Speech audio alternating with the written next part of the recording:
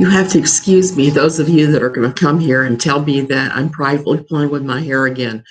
I'm trying to dry it. I just took a shower a couple of hours ago and it is still pretty wet. But I wanted to come on and talk just a little bit this morning about, yet again, evangelical, quiverful, fundagelical churches and church theology and thought. What brings this on? Well, a couple of different things. My husband's been trying to get me. Well, first of all, let me explain who I am and what I'm doing here.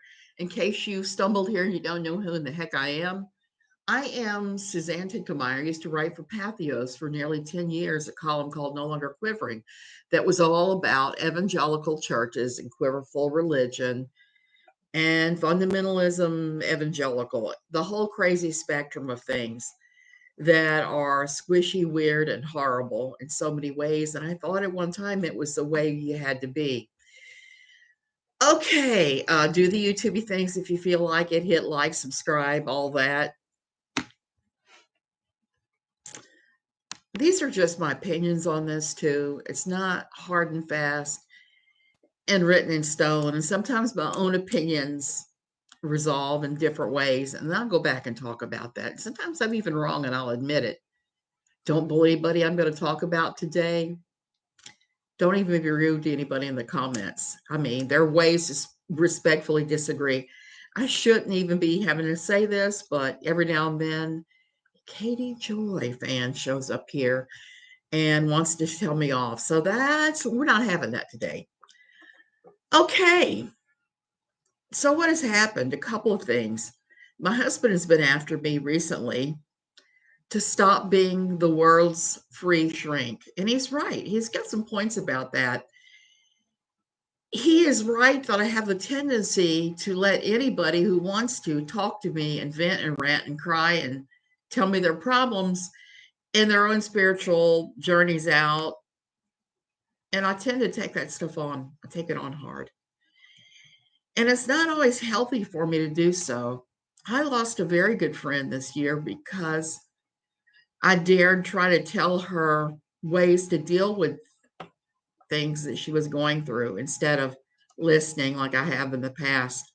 Now, I listened to her and I heard her, but I had been listening to her for almost 10 years with almost exact complaints. And I just want to throw this out for 2023. If you're doing the same thing you've been doing for 10 years and it's not working, guess what? It's not going to work. You have to make some small changes. Sometimes that change has to happen in here before you can manifest that change in the physical world. God knows I've had to do that myself a bunch of times. 2023, we're in a new year, and that's a chance to do things differently. This morning, I listened to one of my favorite YouTubers, Kelsey of 7-4 Gear, talk about what had happened to him as a result of the pandemic and how he went from enjoying YouTube to it being like a job. Hey, Sue Elliott, how are you doing today? Happy birthday. Tomorrow's my daughter's birthday, my eldest. So there are a lot of birthdays around this time of the year. So he was saying it was no longer fun for him, so he was taking it from fun hobby to something else. I don't know if I'm going to be something else in this new year or not. I don't know. I do know that the stopping with the free shrinkage of brains is stopping. It's stopping, and I'm afraid I'm going to really piss off some of my friends with that, but it kind of is the point where I have to. My friend that was telling me all the stuff, and I tried to say, hey, have you tried this? She's completely cut me off now from her life. And I was talking to Rev Ruin about that too, about how people, if you're in that mindset, you come out of that mindset based upon who you are and what you came out of. So this morning, I was praying in the shower, and I keep hitting that the theme of 2023 is kindness. So then it becomes something of a kind of a difficult thing. Where does your kindness line lay? That's what I want to say today, because it's different places for all of us. And I think that's okay. And I think there are times that it's kinder just to sometimes cut off contact or what you're doing. If you're doing the same thing and nothing is happening, it's time to do something else. And even doing nothing is a choice. It's a doing. So while I was praying in the shower for my friends, including my friend Joni, who's probably my best friend in this whole world, who is sitting in a nursing home right now, 2 months after having a serious auto accident, and she's not recovering well. It's taking some time. So I was praying for her, I was praying for others, and I was like, oh Lord, show me what this year is to be besides just being kind to people. I thought I heard something about ceasing murmuring and complaining, but now after I started doing some reading, I see what that was. I was prompted to think about that. My old pastor, at one point, probably 4 or 5 years before we left, he had this big printout on computer paper that he posted above the door of the church when you were leaving. So if you were in the sanctuary and you turned to leave, you would see this. Your eyes would fall on this piece of paper. And it said, cease your murmuring and complaining. So why is that significant? I started thinking about that. At first, I thought, oh, I'm hearing this because we're supposed to cease our murmuring and complaining in 2023. It kind of goes with my thing with my friend who is no longer friendly to me, because I kind of tried to direct her from murmuring and complaining, and it didn't go well. And you're not doing anybody any good if you're allowing them to just endlessly vent without offering a solution. You really aren't. You're not a friend. You're not doing that to help them. So I started doing a little research on murmuring and complaining, and the first thing that popped up is a stupid article that says 51 scriptures about murmuring and complaining. And I went in and I started reading them. Here's the thing. Very few of the scriptures were actually about being bent out of shape. Almost none of them were. There were probably a handful, maybe 5. The rest of them were all about getting you shut down, emotionally shut down. And that is the big thing that the church does. Well, I can't say the church universal. The church world I'm talking about, the evangelical, fundamentalist, quiverful sometimes, non-denominational evangelicals mostly. Hey, Kira, Happy New Year to you too. So they use pretty language to do that. They try to get you to divorce your own emotions and just go from there. I got sent on a magic carpet ride through the worst of what I felt when I left my old church this morning, as I was praying and later listening to worship music. The song that came on was More Than Enough. And how that played into my leaving is right before I left my old church. Well, not right before, about a month or so before I left my old church. I was at home doing my daily worship team rehearsal, because being on worship team wasn't just showing up for rehearsals there. Oh no, at my old church, it was an all-consuming thing. So you practiced your music, and you practiced the upcoming music, the newer music, everything once a day. And I was singing that song.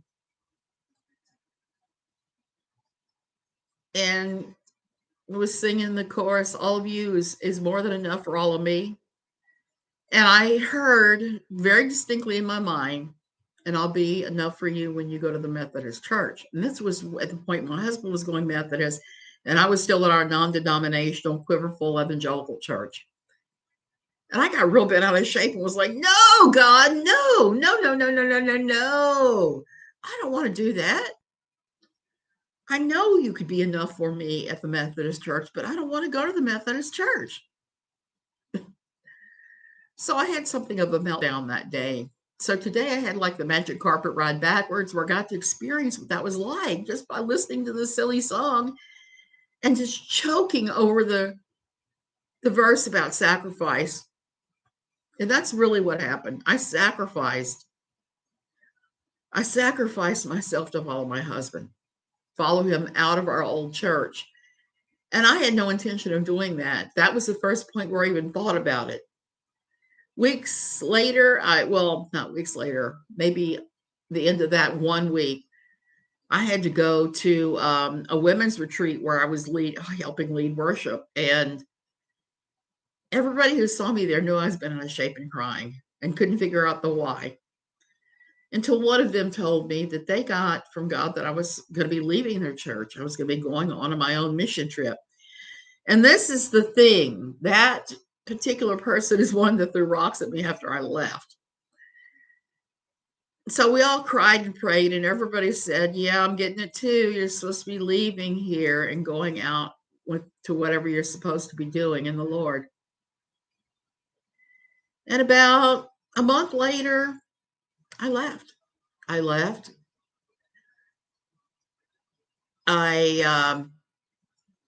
It's not a pretty story. I've talked about it a couple times here. Basically, what happened was my husband was going back and forth to the Methodist church. He would go to the 8 a.m. service. He would stay and leave, show up at our church just after Sunday school, show up during worship, just in time for a little bit of worship in the sermon. So that Sunday, and I knew people were talking about him doing this because he would show up at this weird time. Whereas our church, they really encouraged everyone to show up before Sunday school. My old church was, well, when I was a worship team, you show up at 8:30. You'd rehearse, there'd be Sunday school, there'd be a worship service where we sang for about a full hour. There was a sermon which could run very long. It could be 1:30, 2 o'clock before you rolled out. That is one hell of a long day. And I've now gotten to where I'm not sure that it's necessary to have that long of a day if you're going to be going to church. Well, that Sunday we were having worship team rehearsal, and my daughter, who was 14 at the time, was sitting in the audience. And right before the rehearsal, the pastor grabbed me and said, hey, I want you to know that you're not going to be doing home Bible study anymore. You're not going to be leading it. And I actually said, okay, and walked away happy, about to do handsprings, about to jump around and be extremely happy. Why?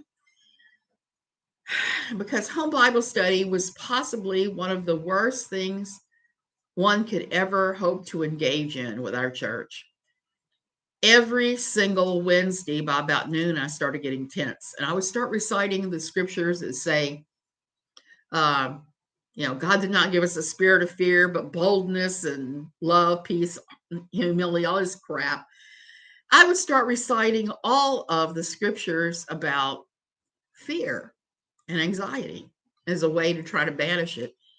And then I would pop a Xanax. And then around 6, I'd pop another Xanax because I knew at 7 o'clock I was going to be getting our ragtag group of weirdos, not just my friends, but some people who were pretty strange were part of our home Bible study.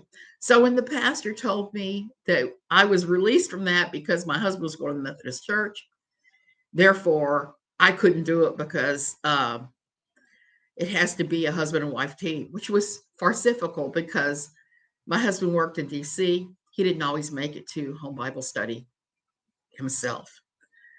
So I was just like, okay, thank you. I was like, yes, I'm free. I'm so free. I'm free. And while I was up on the platform singing, rehearsing, I saw the guy I like to call Nylon Ned. Sometimes I call him Banlon Barry. Pastor grabbed him. They had a conversation. I was not able to hear, obviously, from the platform what they were saying. But I saw Ned come all the way down the aisle to the various people waiting for church to start who were listening to us rehearse. And he went from one to the other, to the other, to the other in the pews, all of them. And I had no idea what he was saying, but I could see him do this. When he got right behind my daughter started weeping, just silently weeping, my teenager. And when worship team practice was over, I grabbed her and took her to the bathroom and said, "What is going on? Why are you crying?" And she told me why she was crying. She was crying because Ned was going to each and every person sitting there waiting to tell them that I had been stripped of leading home Bible study because of my husband, the apostate, going to church with the Methodists, with the homosexual loving, abortion loving reprobates.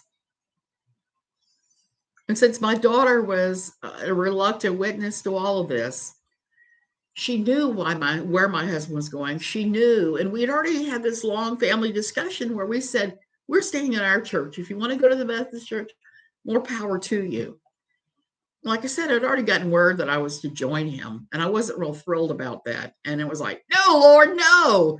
And so that Sunday morning, I was just like, okay, this is crazy. So I went up to our pastor before Sunday school started. I said, hey, you remember when you told me last week that you would shut down any gossip about myself or my family as we work through this really painful time of a church split?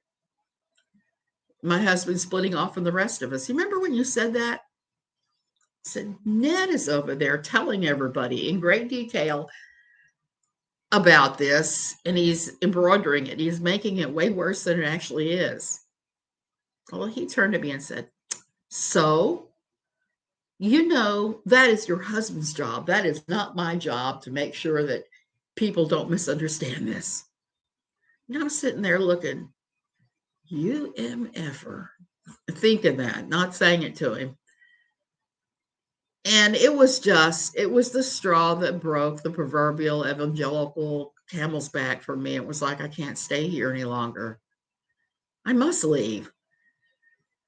So after talking to my daughter, who wanted to leave the church at that point, wanted to just be done with it, leave that church, hearing what was going on, hearing that the pastor was not going to back me up like he said he would during the long conversations I'd been having with him about my husband changing churches and myself and my kids staying.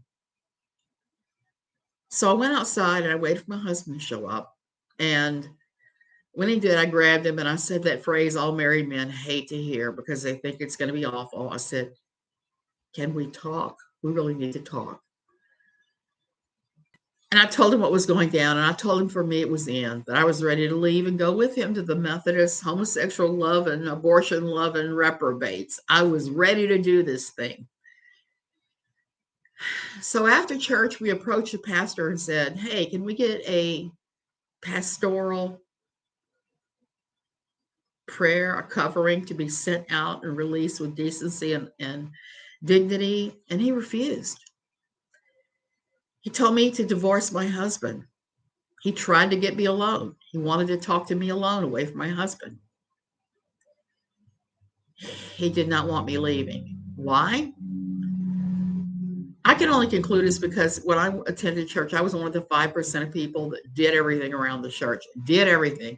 I decorated that church for every holiday there ever was, every conference, every whatever. I cleaned, I worked church dinners, I did all kinds of crap. I hosted home Bible study in our area. I was on worship team. I had all these commitments to the church, and I was just flowing them off like a coat. It was just too much for me at that point. One of our sweet friends named Lee, who had been a pastor, was an assistant pastor at our church, said, look, I'll pray for you. What he's doing and saying is not right. If you're leaving, let me send you on with our blessing. So he did. And I cried during that because Lee was such a sweet and gentle, kind soul. He's now since passed on. He was one of the few that did not throw rocks at us for leaving our old church. One of the few. And And the days that followed, for 2 solid years, I was harassed almost every single day by the people I had formerly gone to church with.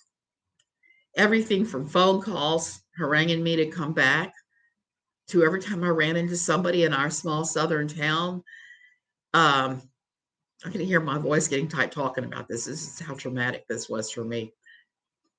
Um, I'd see somebody, they would say stuff to me. It would always be ugly. I would be called a reprobate, a sinner, an apostate. I would be accused of being an atheist, which my views on God hadn't changed any. It was just I'd shifted where I was going to church. That is the only thing that was different. That was the only change. And I still hadn't let go of a lot of the theology, the bad theology I'd picked up there. That would come. Deconversion takes time. It just does. And while I'm no longer going to be listening to people who want to say their problems repeatedly and won't listen to advice, I am still going to be open to hear other people's stories and them leaving because there's a tremendous amount of PTSD connected to these things. Just a tremendous amount. Like I said, I was starting to get all wheezy thinking about this, just talking about it a little bit. That's how much crap is connected to mine. And it doesn't have to be like that. God is not served by that. And I think I had a little bit of a different view of it than a lot of the people there because I'd been raised Catholic. Because I'd been raised Catholic, I'd seen that there are more than one way to approach the divine. There just is. I'm still not comfortable throwing rocks at every religion under the sun because who knows? If you're doing it and it's working well for you, good for you. But there are too many of us. I'm just going to throw this out there. There are too many of us that have been left crushed on the rocks. Too many of us. And it's really created so much pain and misery for so many. It was good today to revisit that because I know where that comes from. And let me tell you, if you have somebody trying to shut down, quote, murmuring and complaining, you have somebody who's trying to shut down your critical thinking skills. If the truth is the truth, then what does it have to fear from critical thinking? What does it have to fear from somebody being in misery and broken at the bottom? We all go through that. Life is not a continuum straight across flat. All of us go through hard times. Lord knows that I have, and I think I'm heading into another cycle of hard times, which is why I think that kindness is so much on my mind now. Murmuring and complaining, murmur and complain all you want. I'm not going to listen to too much of it this year just because it really, it is psychically drags you down. And I'm just too beat up to, but I just don't know. The church is in a strange period of flux. I mean the church in general worldwide right now. Our old Methodist church, when we joined, they had just started a service at 9:30 that was geared towards the kind of evangelical I was. So our service filled up completely. It was the big service at the 3 services. And I saw the other day that it's dead and gone now, that they've had such a fall off of attendees that they've taken the 3 services and melded them into one, which is really a tragedy, I think, in so many ways, because this was a lively church that had all types of things going on, but now it's backed off. So who knows what's going to happen in the future with church. I'm going to be doing more and more of this stuff on Sundays because Sunday is the Lord's Day. And while what I'm looking at in my thoughts on theology and God and religion, they're not exactly lining up with a lot of, quote, organized religion on the evangelical fundamentalist side. I'm committed to talk about God and point out what he is and he isn't. And What I experienced in my old church at the end was not God. It was some of the stuff I'm seeing going down around the world now. And that's really tragic. Okay, you guys, take care of yourselves. Love you guys. Have a great day. Try to avoid the noise that is various YouTubers that are losing their damn minds right now. I heard one of them did like a 12-hour live stream last night. I was like, bless you, girl. I hope that that fills you up for whatever need that you have.